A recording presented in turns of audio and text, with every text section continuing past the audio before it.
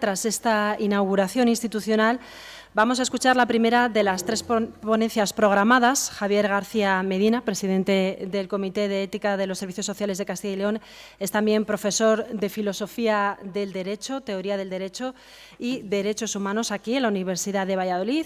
Sus trabajos y proyectos de investigación se caracterizan por el enfoque de los derechos humanos y el apoyo a colectivos en riesgo de exclusión social.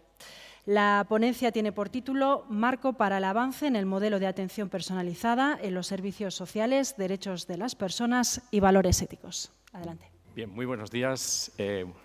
Bienvenidas y bienvenidos a esta Facultad de Derecho. Agradecer, evidentemente, la presencia del director general y muchas gracias por esa presentación que nos acaba de hacer y por el acompañarnos en esta actividad del Comité de Ética de los Servicios Sociales de Castilla y León. La pregunta del millón es ¿por qué estamos aquí? Bueno, estamos aquí porque vamos a intentar ser lo más cercanos posibles, a pesar de que nos daremos vueltas a algunas cuestiones importantes, pero en cualquier caso, esto os lo cuento tal cual. En un determinado momento, en una de las reuniones del Comité de Ética, pensamos que era necesario dar un impulso y siempre hay alguien, ¿verdad, Carmen?, que dice, ¿por qué no hacemos una jornada? Y entonces, claro, montar una jornada implica muchísimo trabajo. Y por lo tanto, valga esta primera intervención con el objetivo de dar las gracias a todos los que han estado detrás, todos los miembros del Comité de Ética, pero en particular Inma, por Dios, no puede ser, es decir, a Inmaculada Caminero, que ha sido quien ha estado detrás como un espíritu constante, recordándonos, haciendo y llevando la batuta en todo esto. Por supuesto, Carmen, articulando, y por supuesto a los ponentes que han respondido rápidamente a nuestra invitación y que se han prestado a venir a este acto. Y quienes están, bueno, quien está aquí a mi derecha representa a quienes, de algún modo, Leticia, Elisa y a Isabel, que las habéis visto por aquí trabajando, ¿no? Es decir, toda la cuestión de intendencia tecnológica, de, bueno, apuntaros, todo esto, pues esto no sale de la noche a la mañana. Por lo tanto, gracias y enhorabuena, porque el mero hecho de que estemos aquí ya es muy importante. Y lo que ha sido también muy importante es vuestra respuesta. Nosotros no esperábamos, sinceramente, que prácticamente llenar este aula Mergelina, que si sabéis, simplemente el aforo son 300 personas. Bueno, puede que haya algún vacío ahí al final, pero somos mucha gente ya. Para nosotros ya nos podíamos ir porque para nosotros es un triunfo, por la sencilla razón de que hacer una llamada en cuestiones relacionadas con las cuestiones de ética, pues parece que en principio que es una cosa menor, pero y ahora lo intentaré ver. En algunas de las cosas voy a repetirlas por lo dicho por el director general, ¿no? Pero en cualquier caso creo que debemos ser conscientes de que se nos abre un panorama especialmente amplio y en determinados campos mucho más. Por supuesto, la presentación se hará después, pero en cualquier caso, tanto Javier como Amelia darán un repaso a lo que es el comité y a otro tipo de cuestiones mucho más, digamos, más concretas en este sentido. Yo me voy a ocupar de hacer algunas reflexiones generales en relación a algunas de las cuestiones que han salido y que se han mencionado en el acto de apertura por parte del director general. En cualquier caso, esta es un poco la tarea y esto es el resultado. Es decir, que estamos aquí con un objetivo y es dinamizar las cuestiones éticas, es abrir un nuevo proceso, un nuevo momento, impulsar, sensibilizar sobre estas cuestiones y, sobre todo, una cuestión muy importante, pararnos a pensar. Creo que vamos generalmente muy rápido. Lo urgente se impone a lo importante. Siempre es así, lo inmediato nos come el tiempo y bueno, vamos a aprovechar, abrir un espacio para que en un determinado momento pensemos. Es decir, el Comité de Ética, y lo dirá después Amelia, tenemos esa función y tenemos ese objetivo. Nuestro objetivo fundamental no es dar la solución, porque evidentemente sabemos que la solución no la vamos a dar, pero sí pararnos y dedicar ese tiempo de forma voluntaria y bueno, muy generosa porque si hay algo que yo digo siempre es que en el Comité de Ética hay gente muy, muy generosa con su tiempo, con sus conocimientos y con su experiencia y con su participación. Y eso no se paga con dinero y efectivamente tampoco está pagado con dinero. En cualquier caso, todos nosotros participamos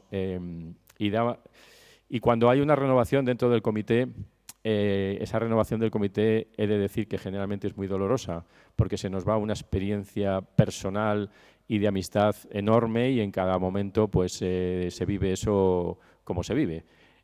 ¿Todo esto qué quiero decir? Pues que todo esto quiere decir que nosotros como Comité de Ética somos unos afortunados por compartir ese tiempo y por compartir una experiencia y por tener encima de la mesa una serie de casos que nos hacéis llegar o que se nos han hecho llegar, que son evidentemente casos extremos, pero que nos permiten hacer una reflexión profunda y, bueno, ayudar o intentar ayudar a tomar decisiones que evidentemente son esos cursos de acción que siempre hay que proponer en cada una de las ocasiones. Dicho todo esto, y esta es la razón por la que estáis aquí y por la que nosotros estamos aquí y nos atrevimos a convocaros a esta jornada, tiene como objetivo, bueno, en mi caso particular, un poco generar ese marco y hacer algún tipo de reflexión, ¿no? Y a eso voy. La primera de las cuestiones tiene que ver con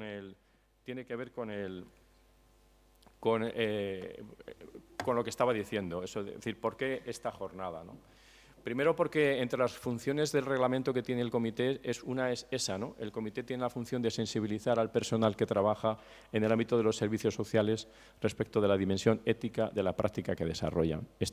Por lo tanto, es el objetivo fundamental y, en consecuencia, cumplimos con el reglamento y cumplimos con el objetivo y cumplimos con la norma. Por lo tanto, esta es una de las razones por las cuales nosotros pusimos en marcha este tipo de cosas. Pero además, y a esto hay que sumarlo, lo que deberíamos pensar es, si ya sabemos cuál es el papel que tiene la ética en términos generales, cuál es el papel que tiene la ética para el futuro. Y bueno, el futuro está escrito en algunas normas y en algunas cosas, ¿no? Pero, como se ha dicho en la presentación, y aquí hay personas que me han estado durante la última semana y esta aguantando aproximadamente unas 20 horas, ¿verdad, Patricia? Y también, ¿Ana? Elena, perdóname. Pues uno no puede salirse del guión porque la formación que tiene uno tiene que ver con el ámbito de las cuestiones jurídicas también, ¿no? Y por lo tanto haremos alusión a algunas de esas cuestiones. ¿Cuál es el punto de partida que se ha puesto también en el eje y que os suena absolutamente a todos? El punto de partida tienen que ser las personas. Todos nosotros somos individuos, somos personas y, en consecuencia, a partir de esa premisa, que es una cuestión básica, pero que desde el punto de vista de la ética, pues es una afirmación bastante importante, ¿no?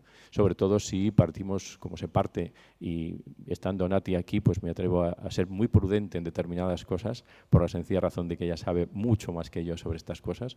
El punto de partida es un determinado momento en el que tenemos que afirmar la dignidad de los seres humanos, ¿no?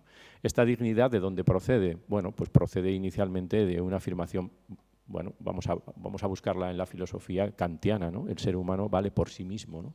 Claro, esa afirmación kantiana, y que ahora nos parece tan obvia de que el ser humano vale por sí mismo, no era tan fácil de decir por la sencilla razón de que los seres humanos y las personas valían en función de dónde estaban, en qué estatus estaban, en qué condición estaban, cuál era su posición, qué religión tenían, en qué espacio social, económico se situaban. Esa era la dignidad, ¿no? Pero, sin embargo, llega un señor que es Kant y dice, no, usted vale simplemente porque es un ser humano. Y a partir de ahí, que es una afirmación bastante obvia, pero que evidentemente ya se han necesitado pues una serie de miles de años para llegar a ese punto, había que hacerla, ¿no? ¿Y ahora qué? Claro, hablar de la dignidad en términos generales, y siempre no me voy a entretener en esto porque sería otro debate, prácticamente un congreso sobre los conceptos de la dignidad, pero en términos en generales y para entendernos, nuestra sociedad ha vinculado la dignidad a cuestiones religiosas, ¿no? La dignidad viene determinada porque uno era una criatura de Dios o descendía de una divinidad, etcétera, etcétera, ¿no? Sin embargo, en los términos actuales, es decir, por la cultura europea, occidental, básicamente cristiano-católica, y van por ahí. Pero la evolución, en este caso y en los términos actuales, yo me atrevo a decir que tener dignidad es tener derechos humanos, es tener esa condición de titular de derechos humanos, y estar incluido significa tener o disfrutar de derechos humanos. Por lo tanto, también, como se ha mencionado también en la presentación, cuando hablamos de personas excluidas, hablamos de aquellos que no disfrutan plenamente de los derechos humanos. En consecuencia, esta idea de dignidad nos lleva a un terreno que es, para mí, lógicamente, muy jurídico, y que, volviendo a esas cuestiones que se han hablado de enfoque de derechos humanos y que voy a hacer alusión un poquito más adelante, nosotros tenemos que apelar a las normas jurídicas. En síntesis, cuando se habla de la atención integral centrada en la persona, se está hablando única y exclusivamente, para mí, desde esa perspectiva, en que uno es titular de derechos humanos. La pregunta es si, además de estar formados en ética, estamos formados en derechos humanos, y esta es una cuestión que lanzo aquí como un reto personal, y nos ofrecemos para formar al personal en derechos humanos, que tampoco es una cuestión frecuente en este caso. Y bueno, todo el mundo invoca los derechos humanos, pero cuando se invoca los derechos humanos, no se invoca los derechos humanos, y lo digo, y hay gente que ya me dirá, hombre, Javier, ya basta de repetir esto. Los derechos humanos no son caridad ni son beneficencia, son un conjunto de normas jurídicas a las que el Estado español se ha vinculado por sus artículos de la Constitución, punto final. Por lo tanto, aquí estamos haciendo alusión a las normas de derecho internacional de los derechos humanos.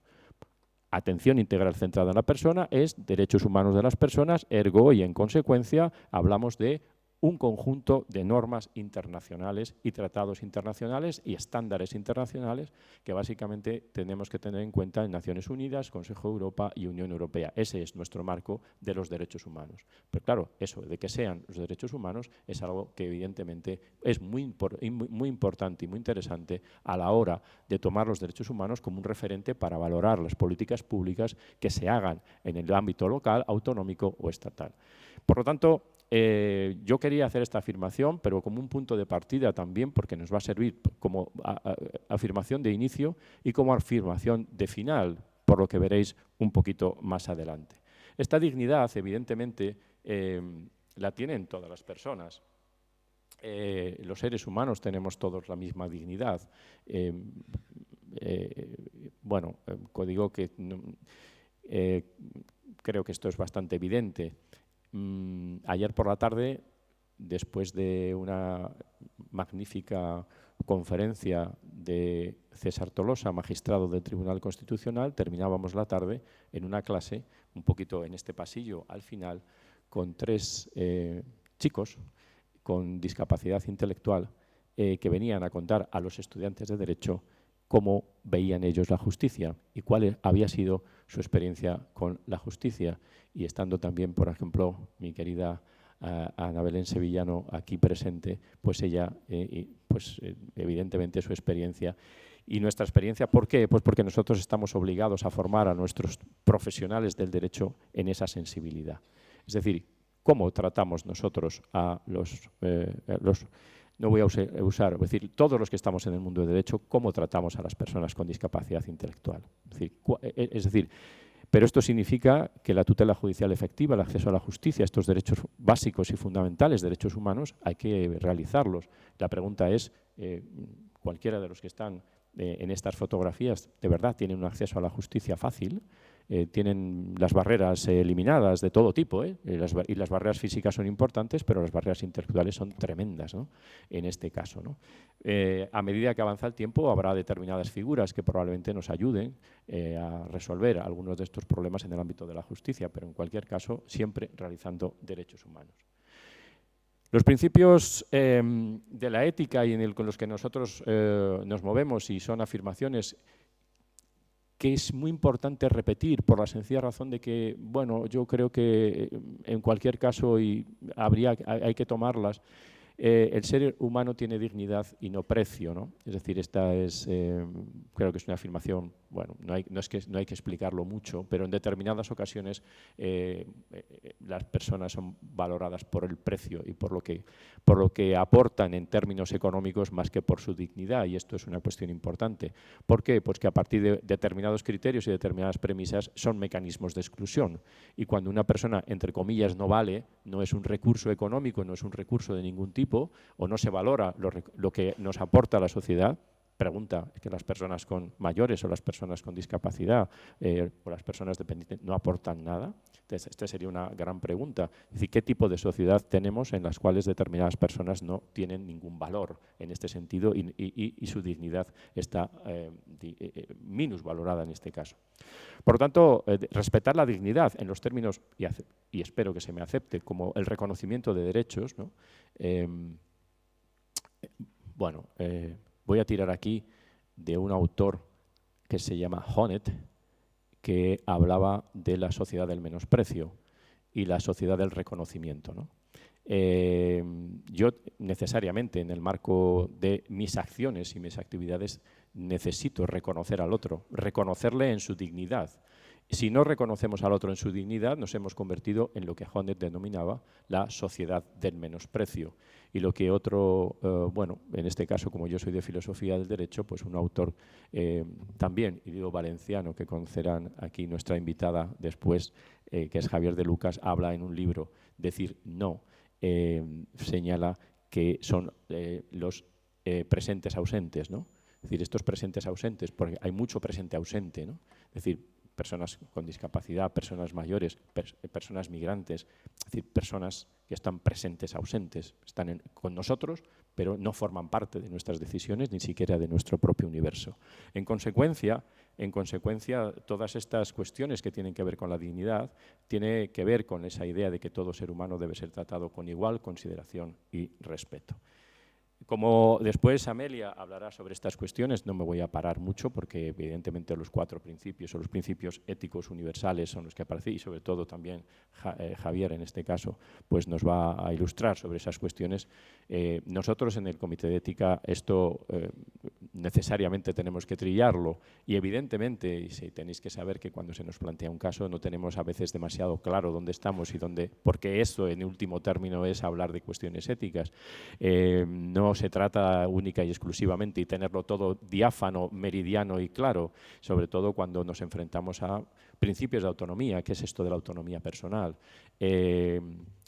Tengo aquí a mi derecha una profesora de Derecho Civil y por lo tanto no me voy a entrar en estas cuestiones, pero bueno, y hay mucha gente en el ámbito de la discapacidad que tendrá en su mesa la Ley 8/21 de la capacidad jurídica de las personas con discapacidad, que evidentemente ha sido una revolución absoluta en el mundo del derecho en general, pero en particular en el ámbito del derecho civil, en ese cambio de un modelo mucho más de tutela de suplir a la persona en sus voluntades a un sistema en el que hay que tomar las voluntades. Precisamente os hablaba de estos chicos ayer y una de las cuestiones que ellos planteaban era efectivamente esto, ¿no? Que ellos habían visto que esa ley les permitía tomar unas decisiones que hasta ese momento no podían tomar en la gestión de su propio patrimonio.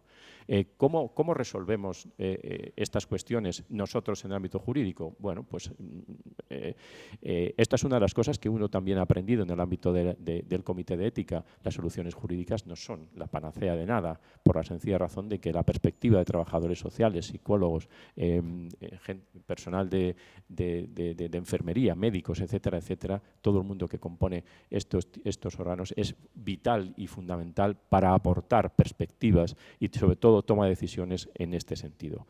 En consecuencia, diferenciar claramente con cuáles de estos principios nos tenemos que mover y establecer cuál es la discusión que hay entre cada uno de ellos no es precisamente una cosa fácil. En consecuencia, tenemos que ver caso por caso, situación tras situación, mucho contexto, muchísima información y muchísima experiencia. Esto es algo Que lo digo por una sencilla razón, porque una de las cosas que nosotros hemos percibido durante este tiempo es que a pesar de que pudiéramos existir como comité de ética y nos pudiéramos ofrecer como espacio en el que pudiéramos tener una reflexión, en muchas ocasiones se esperaba de nosotros que nosotros diéramos una respuesta inmediata y como podéis observar es muy difícil dar una respuesta inmediata.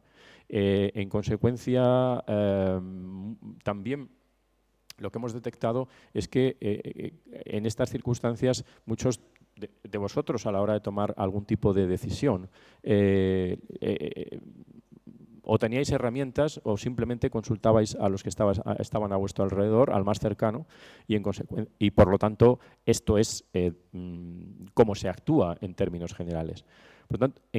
Por tanto, es necesario que le demos un impulso, que nos demos herramientas, que nos ayudemos a tener herramientas para poder reflexionar a partir de estos principios para tomar decisiones en el marco de la ética, ¿no? Que sean decisiones mucho más sólidas, que sean decisiones fundamentadas, argumentadas, con distintas perspectivas y, por lo tanto, que sean mucho más sólidas y que permitan a las personas volver al principio, realizar sus derechos, porque al fin y al cabo es de lo que se trata. Por supuesto, estamos ante una nueva realidad. La vida va extraordinariamente deprisa. El director general hablaba antes de cuestiones tecnológicas. La IA nos come los talones. Esto es así y va a ser así. No nos podemos quedar atrás en cuestiones tecnológicas. Es verdad que se están haciendo esfuerzos en este sentido, pero los cambios normativos son muy rápidos. Haré alusión a algunas de esas cosas porque miro el reloj cambios culturales. Es imprescindible este tipo de cambios, pero ¿cuál va a ser ese cambio normativo? ¿Cuáles son esos cambios culturales? ¿Y cuáles van a ser estos cambios sociales? El nuevo perfil de las personas usuarias, mejor que vosotros no lo sabe nadie. Evidentemente no es lo mismo la vida, las personas a las que había que atender hace un tiempo, a las que hay que atender ahora, por razones estrictamente formativos, culturales, sociales y económicos. Los cambios sociales en un barrio, en el ámbito rural, son extraordinariamente rápidos. Somos una sociedad, también se ha dicho, especialmente diversa. Somos diversos en sí, pero somos normativamente diversos, artículo 1 de la Constitución. Somos normativamente diversos, por lo tanto la diversidad tiene que estar atendida. No hay ni puede haber una única moral. La moral, las morales habitualmente están vinculadas a unas corrientes religiosas o a unas corrientes filosóficas, pero en un ámbito plural no puede haber solamente una. Por lo tanto, tenemos que buscar elementos y evidentemente aquí los derechos humanos juegan un papel de referente de justicia especialmente relevante, sobre todo si afirmamos la dignidad en términos de derechos humanos. Por lo tanto, debemos hacer un replanteamiento de ese orden de valores éticos, tenemos que dar respuestas individuales. Llevado al ámbito jurídico y que tiene que ver, por ejemplo, con el mundo de la discapacidad, todo este proceso se inicia en un determinado momento con lo que llamaron la sentencia del traje a medida. Es decir, ya no hay la posibilidad de tratar a las personas con discapacidad como una especie de conjunto homogéneo. No, esto se trata de el traje a medida, caso por caso, uno a uno. Las medidas que valen para uno no valen para otros. Esto es una obviedad ahora, pero no lo era hace una serie de años, ¿no? Por lo tanto, nuevas realidades, nuevos retos y nuevas circunstancias. Y como ya se han hecho alusiones a los planes estratégicos de Castilla y León, hubo, para justificar el por qué el Comité de Ética convocaba esta reunión y esta jornada y estas actividades, primero porque el plan estratégico anterior de 2017 a 2021 tenía y ponía el foco en el enfoque ético y ya nos señalaba al Comité de Ética como encargado de algunas de las cuestiones importantes en este sentido. Creación de grupos de reflexión es una tarea a la que nos dedicamos en su momento, formación, desarrollo de actividades formativas, actividades dirigidas, bueno, también lo contará Amelia y no me voy a entretener en esta cuestión, pero en el plan estratégico de los servicios sociales de Castilla y León de 2022 a 2025 también había o se reservaba dentro de los distintos ejes que tenéis aquí. Anticipo y hago un paréntesis, si luego alguien necesita esta presentación porque considera que le aporta algo, a vuestra disposición. En este plan estratégico, retomando lo anterior, pero también se hace alusión al Comité de Ética como un referente, y se utiliza así la palabra referente, con el objetivo de que nosotros apoyemos y seamos un valor añadido a la reflexión de la actividad de los trabajadores en este caso. Pero sí, necesariamente he de hacer mención a la estrategia estatal para un nuevo modelo de cuidados en la comunidad. Este es el proceso llamado de desinstitucionalización, que también aparece en las normativas de la comunidad autónoma, que es el proceso de desinstitucionalización del año 2024 a 2030. ¿Cómo se va a llevar a cabo la desinstitucionalización? ¿Qué retos tiene la desinstitucionalización? Esto lo quería remarcar precisamente porque aquí van a surgir nuevos problemas, nuevos retos y nuevas reflexiones que tenemos que anticiparnos a ellas, y si nos ayudáis en este sentido a detectar determinados ámbitos en los que se pueda hacer una reflexión ética, pues estupendo. Pero intento partir de que no solamente aparece en el plan estratégico y en las normas de Castilla y León en la cuestión de la desinstitucionalización entre los distintos, y lo veremos ahora, 4 enfoques fundamentales que aparecen en esa estrategia. También hay un marco estatal establecido, ¿no? ¿Por qué la ética? Bueno, pues porque se nos dice, y estábamos hablando antes, de que hay que utilizar la ética, una ética pública, es decir, no un solo referente de carácter filosófico, religioso, cultural, lo que queráis, sino una ética pública plural y diversa para hacer una evaluación de los resultados, ¿no? Es decir, necesitamos la ética es decir, se propone la ética como un elemento necesario para hacer una evaluación de la estrategia de 2030 que la tenéis colgada en la página del Ministerio, ¿no? Entre otras cosas, también se dice que en este foco de coordinación de los cuidados sociosanitarios para fomentar una atención integrada centrada en la persona, es decir, estamos todos en el mismo barco, atención integrada en la persona, y de lo que se nos habla es de una fundamentación ética y humanística. Es decir, si queremos hacer una buena evaluación, necesariamente necesitamos la ética. Se nos propone la ética y se afirma en los documentos normativos a la ética como un elemento fundamental, la fundamentación ética, que esto evidentemente Javier lo hará mucho mejor que yo. Y humanista, es decir, bueno, dicho así, bueno, pero es que cuando hablamos de ética hablamos de una cosa, entre comillas, relativamente concreta, es decir, tenemos que utilizar los principios de la ética y estar formados en cómo se articulan, cuáles son sus dimensiones, cómo se puede descender o cómo se puede analizar un caso que se nos plantee en nuestro trabajo, y esto es lo que nosotros hacemos en vuestro trabajo desde la perspectiva ética y desde la perspectiva humanista, ¿no? En cualquier caso, el objetivo era reivindicar la ética y creo que lo vamos haciendo sucesivamente. En el marco más autonómico, y me voy a centrar en la estrategia de cuidados de larga duración y fomento del envejecimiento activo y saludable de Castilla y León, los referentes conceptuales son 4. Concepto de envejecimiento saludable, enfoque de derechos, la persona en el centro, universalización del modelo de atención integral centrada en la persona, y enfoque comunitario y desinstitucionalización de la atención.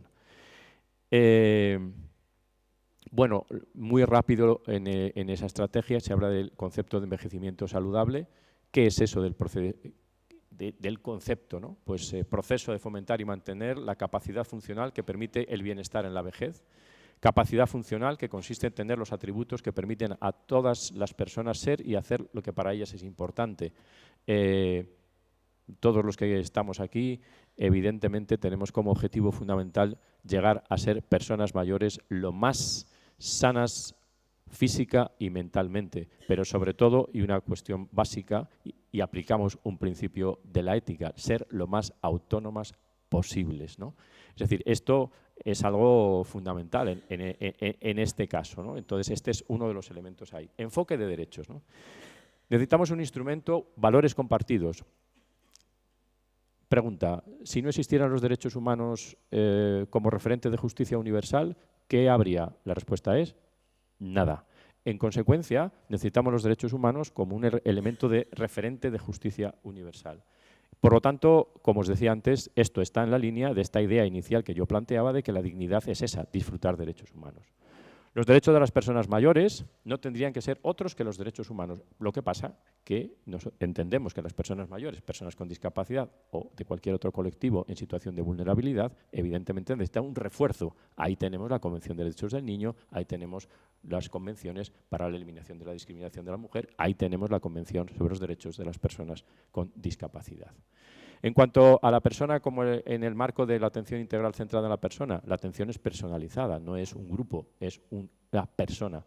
Y esto, evidentemente, no tenemos que perderlo de vista. Generalmente todos nosotros, incluidos nosotros que somos profesores, nos ponemos en una posición de aquí estamos nosotros y aquí están los estudiantes. No, los estudiantes aprenderán mejor y esto es algo que nos tenemos que aplicar. El cuento es que aprenden mejor cuando atendemos cuáles son sus necesidades, cuáles son sus intereses y cuáles son sus motivaciones. Bien, pues esto es lo que hay que hacer en términos generales. Cada persona es un mundo y hay que atender en forma personalizada. Y por último, el enfoque comunitario y desinstitucionalización, que esto es uno de los retos de futuro enormes, ¿no? Atención a las personas en sus comunidades y en sus domicilios, es decir, todos queremos vivir en nuestra casa. La cuestión es cómo lo vamos a hacer. Esto es una de las cuestiones. Hay programas en el ámbito de la gerencia, en este caso, que evidentemente no voy a... Pero eso requiere un esfuerzo organizativo, económico y de todo tipo. Y sobre todo algo que he dicho al principio que parecía una cosa de pasada, un cambio normativo que ya está hecho, pero te requiere fundamentalmente un cambio de cultura y un cambio social. Es decir, tenemos que cambiar muchas cosas para que las personas sigan estando en su casa, ¿no? ¿Con qué fin? Pues con el fin de que las personas mayores o las personas con discapacidad puedan mantener siempre su autonomía y siempre el principio de autonomía. ¿Qué sea la autonomía? Es algo que desde el punto de vista jurídico nos trae de cabeza. Es decir, nos trae de cabeza por una sencilla razón qué decisiones puede tomar una persona y cuáles no. Cuál es el límite en el cual tenemos que marcar los apoyos, y aquí quien trabaja con discapacidad evidentemente lo sabe mejor que nosotros, ¿no? ¿Cuáles son los principios que se plantean en esta estrategia? Pues los principios son fundamentalmente esto: derechos, ética y buen trato. Y ahí se insiste en estas cuestiones. Los ejes estratégicos y las acciones: derechos, autonomía, proyecto de vida, evidentemente quiénes somos y si se tienen que tomar decisiones por nosotros, se tienen que respetar esos proyectos de vida que nosotros éramos. ¿Quiénes somos nosotros? ¿Y quién soy yo? ¿Cómo me he conducido a lo largo de la vida? Y en consecuencia esa forma de conducirse cada uno en la vida tiene que ser determinante para tomar decisiones que me afectan. Desinstitucionalización de los servicios, prevención de la dependencia, innovación y fortalecimiento de la participación. Esencial el término de participación. Si no me equivoco mal, y hay alguien que aquí me pueda corregir, la ley en la cual las personas con discapacidad tienen derecho al sufragio es de 2019. Con lo cual la participación de las personas con discapacidad pues hasta antes de ayer prácticamente, ¿no? Más elementos que me permiten reivindicar las cuestiones éticas, no solamente a mí, sino a todos vosotros, porque están ahí y porque van a ser necesarias, ¿no? Para poder atender a estos ejes, derecho, autonomía y proyectos de vida, está incorporar la perspectiva ética, promoción de derechos, capacitación de profesionales, el comité de ética como un referente, formación ética en condiciones y adecuadas, ¿no? Objetivos específicos: promover todo este bagaje ético y toda esta formación ética a las distintas actuaciones y, en consecuencia, la estrategia lo que pretende es formar y capacitar a los profesionales en este sentido. Indicadores, y si fuerais estudiantes, en nuestras clases lo primero que miran los estudiantes es el número de diapositivas que hay para aguantar el tirón. Pues no quedan muchas, o sea, tranquilos en este sentido, ¿vale? ¿Cuáles son los indicadores? ¿Cuáles son los indicadores que se utilizan en esta estrategia? Bueno, aparecen varios de realización, de resultado, que tienen que ver un poco con los que aparecen en el marco de Naciones Unidas. Pero bueno, añadiría alguna cosa más y ya que está el director general, pues bueno, pues le diremos alguna cosa en este caso, ¿no? Realización de acciones formativas, es decir, estos son los elementos que nos permiten ver si estrategia se ha llevado a cabo con éxito. Es decir, estos son los indicadores, ¿no?, de realización, de resultado, número de profesionales formados, lo ha dicho antes también, más de 400 personas ya han sido formadas, por lo tanto, yo creo que no se puede pedir más en este caso, pero podríamos hacerlo mejor, seguro, pero en cualquier caso creo que ese dato va bien en este sentido, ¿no? Desinstitucionalización, yo ya digo desinstitucionalización, más que nada porque no me salga la palabra, desinstitucionalización de los servicios y enfoque comunitario. Bueno, aquí hay bastantes cosas que hacer, ¿no? Entonces aquí tenéis distintos apartados y distintas cosas. Es decir, yo he sacado de la estrategia aquello que me permite justificar todas las cuestiones de ética y dónde se deberían aplicar. Y me voy a dedicar a una parte final o prácticamente final en este caso, más que nada pues, también cumplir el horario. En el apartado de evaluación, se dice o se señalan una serie de elementos con los cuales se va a valorar el éxito de la estrategia en este caso. Grado de consecución de los objetivos establecidos en las estrategias, funcionamiento de los mecanismos de coordinación, valoración de las propias personas mayores, entiendo también otros, apreciaciones de los profesionales, implementación de la estrategia desde una perspectiva cuantitativa y cualitativa, impacto de estrategia en calidad de vida de las personas y sus entornos familiares, homogeneidad alcanzada a nivel metodológico, cobertura y gestión económica. Estos son los indicadores. Y aquí me permito, y es, bueno, quizá es, pues, puesto que somos, es decir, que somos universitarios y todos lo tenemos que someter un poco a la crítica, porque al fin y al cabo, como decía la presentadora, estamos en esto de aquí, el lema de la universidad, aquí la sabiduría edificó su casa, pues vamos a intentar aportar algo, ¿no? ¿No notáis que falta algo? O por lo menos a mí no digo que no esté, pero digo que quizá se podría explicitar de otra manera. Cuando se ha hablado de los ejes que tiene la estrategia, había dos que son fundamentales en este caso, o por lo menos creo que son los que de algún modo van a marcar el futuro de la reflexión ética y de los ámbitos en los cuales se pueden plantear cuestiones que nos marcan las cuestiones éticas.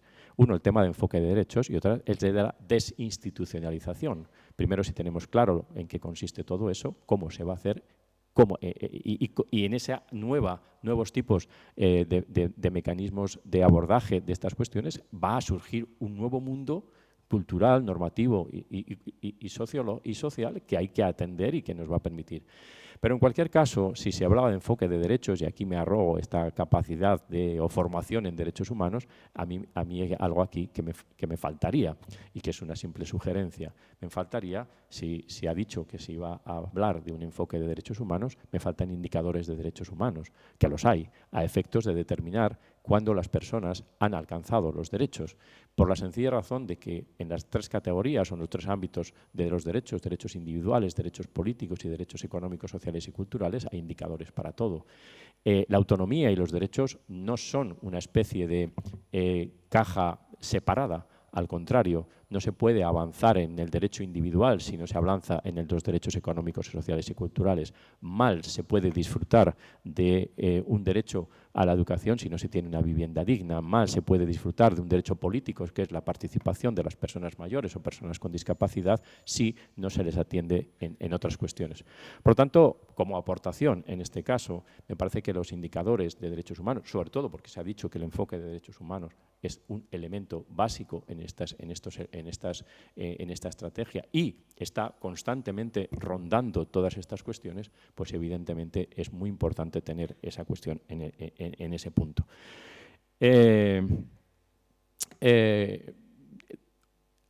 El campo que se nos va a abrir y que aparece en la propia estrategia, pero también aparecía como una de las... Bueno, ¿de dónde viene todo esto? Evidentemente viene de la directiva de la Unión Europea relacionada con la desinstitucionalización, como un proceso que también va a exigir, lo tenéis aquí en el punto, en uno de las... Dice, cambios en las competencias, roles profesionales, cambios en el marco ético y cultural. Por lo tanto, volvemos a la ética, pero claro, cuidado, no se puede, cuando hablamos de derechos humanos o cuando hablamos de ética, pues no vamos a hacer lo de siempre, que es que sea una especie de latiguillo con el cual absolutamente lo usemos para todo. Literatura y derechos humanos, moda y derechos humanos, cine y derechos humanos, o lo que tú quieras, y derechos humanos. Ya, no, pero es que esto es una cuestión normativa que me vincula desde un punto de vista estatal y como Estado, ¿no? En este caso. Y la ética no es eso, no sé qué y ética, no sé qué y ética y ética. No, la ética es una herramienta de primer orden para atender la autonomía de las personas, ¿no? En consecuencia, creo que el tema de la desinstitucionalización nos va a generar muchísimos espacios para la reflexión, porque qué, cómo y si tenemos claro en qué va a consistir. Desde la perspectiva y del ámbito, desde el marco estatal, de lo que tenéis colgado en el Ministerio, y por resumir, también habla de enfoque de derechos, personas como sujetos de derechos, pero evidentemente, como acabo de decir, también marco ético y cultural. Es decir, se requiere un marco ético y cultural sobre cómo vamos a atender este proceso de desinstitucionalización. O dicho de otra manera, no me quiero meter mucho en esta cuestión porque es muy compleja, ¿no? Pero en cualquier caso, de proceso de no institucionalización, que sería también, o como podríamos verlo o no verlo, pero sería un proceso que es nuevo y que aparece en esa estrategia y aparece también en el marco nacional. El objetivo fundamental es este, ¿no? El de la buena vida en comunidad, que cada uno viva en sus comunidades de apoyo, en su entorno. En último término, que las personas que estén en su casa, pues, y lo digo bien, ¿no? En sentido general, a gusto en casa, ¿no? Que vivan a gusto en casa, ¿no? Que estén a gusto en casa, estén en su entorno, es decir, que bajen a la frutería, a la pescadería, es decir, a aquellas personas que les conocen y sobre todo, se ha dicho también una cosa de la soledad, que les echen de menos, que les pregunten cómo están, que sepan quiénes son, que sepan que les gusta esto más que lo otro, ¿no? No me voy a entretener mucho más porque me comería ya el tiempo de mis compañeros de mesa y lo único que es sobre qué colectivos y sobre qué cuestiones hay que abordar en esto de la desinstitucionalización. Pues se han abordado personas mayores, personas con discapacidad, personas el sinhogarismo, niños, niñas, jóvenes en riesgo de desamparo, jóvenes extutelados, etcétera, ¿no? Esos cambios afectan a distintos ámbitos de la vida que tienen que ver con la vivienda, evidentemente, y como yo lo tiro para el lugar que me corresponde, vivienda, derecho a la vivienda, qué hay que hacer con la vivienda para evidentemente garantizar todo lo que hemos dicho anteriormente, de que las personas puedan seguir viviendo en su entorno comunitario, en el empleo, salud, educación, cómo tienen que ser nuestros centros de salud, es decir, van a seguir siendo iguales o tienen que tener otros profesionales, es decir, cómo tenemos que articular muchas cosas todavía para hacer frente a este tipo de cuestiones, ¿no? ¿Por qué todo esto? ¿O por qué la desinstitucionalización que nos viene marcada desde la Unión Europea?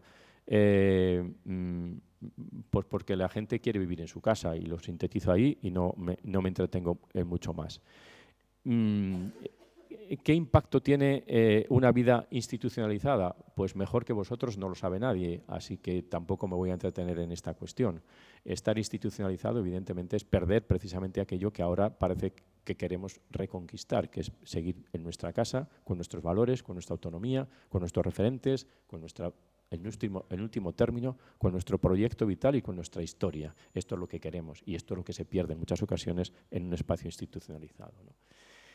Vivir en la comunidad, bueno, pues este es un poco el paso, ¿no? Apoyar los procesos de tránsito, transformar la cultura y las estructuras de las instituciones, garantizar buenos apoyos, etcétera. Es decir, esto es donde tenemos nuevos terrenos que ya están, que ya los tenéis y que dices, bueno, esto ya está, sí, pero es que ahora aparecen o van a aparecer nuevos espacios en los cuales tenemos que ir pensando, ¿no?